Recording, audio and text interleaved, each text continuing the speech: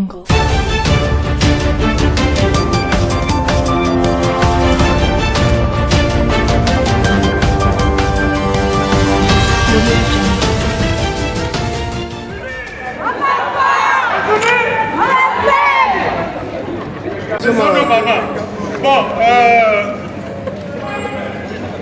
merci encore d'être venus plus nombreux aujourd'hui.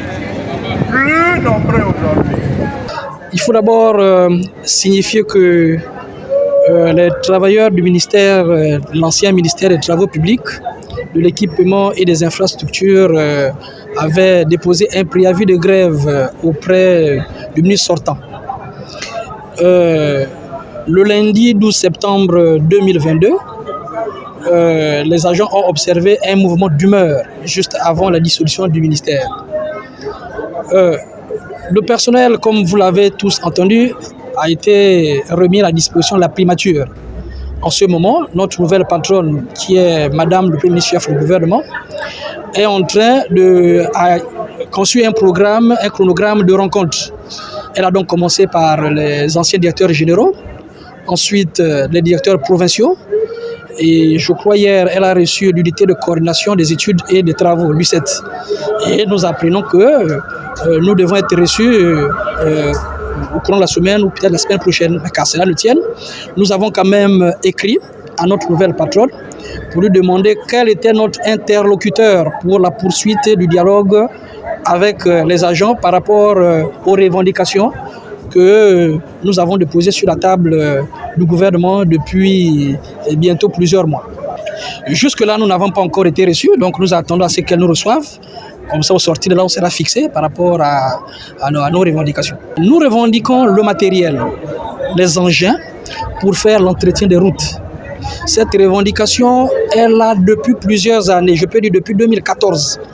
Nous avons toujours revendiqué le matériel, les engins, parce que nous sommes les professionnels de la route, de l'entretien routier. La deuxième revendication, c'est la motivation du personnel. Le ministère des Travaux publics, en 2010, avait obtenu un décret signé du président de la République, chef de l'État, pour l'octroi d'une prime de rendement. Ce décret n'a jamais été abrogé, sauf que les gouvernants avaient à l'époque créé la prime d'incitation à la performance, donc avaient suspendu ou supprimé les administrations qui avaient déjà ces primes-là. Entre-temps, le même président de la République avait instruit le gouvernement à rétablir ces administrations dans leurs droits. C'est ce qui a été fait dans certaines administrations. Donc nos collègues de l'économie forestière, les eaux et forêts, donc ceux du transport ont suivi. Malheureusement, au niveau du ministère du Travail public, rien n'est fait jusque-là. Donc c'est ce qui entraîne la colère des collègues et on se retrouve là au piquet de grève pour attendre à ce que ces solutions soient trouvées. Donc nous attendons, nous avons confiance à Madame le Premier chef du gouvernement. Elle a commencé à prendre à bras le corps les problèmes du ministère du Travail public. Je crois qu'elle va comprendre mieux les problèmes qui minent les travaux publics. Nous ne sommes pas responsables de ce que nous attendons, puisque dans sa déclaration, nous avons entendu dire que le président était en colère, on ne sait contre qui.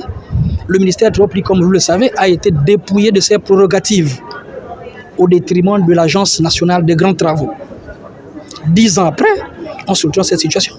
On n'arrive plus à faire un programme d'entretien routier cohérent, comme on le faisait à l'époque du fonds d'entretien routier. Donc ce que nous souhaitons aujourd'hui, c'est de revenir aux fondamentaux.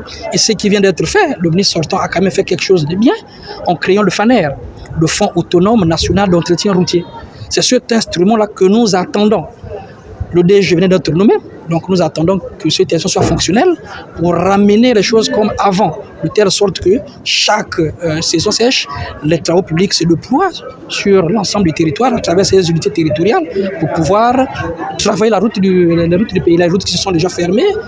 Il faut penser à les rouvrir, il y a beaucoup de choses à faire. Nous avons un déficit de peu de 10 ans. Parce que 10 ans, c'est beaucoup sans faire l'entretien routier.